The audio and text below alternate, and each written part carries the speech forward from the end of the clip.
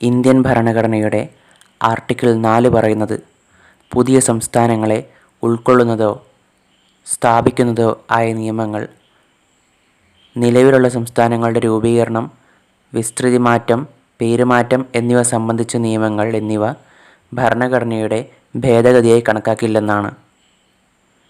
അതായത് അനുച്ഛേദം 368 പറയുന്ന ഭരണഘടന ഭേദഗതി ചെയ്യുന്ന പ്രക്രിയ ഈ നിയമങ്ങൾ പിന്തുടരേണ്ടതില്ല. സാധാരണ ഭൂരിപക്ഷത്തോടെ പാർലമെൻറ്റിന് ഈ മാറ്റങ്ങൾ വരുത്താം.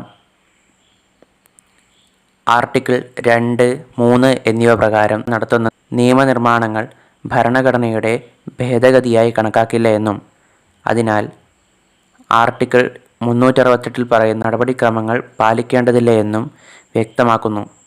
ലളിതമായ ഭൂരിപക്ഷത്തോടെ പാർലമെൻറ്റിന് ഈ മാറ്റങ്ങൾ വരുത്താൻ ഇത് അധികാരം നൽകുന്നു.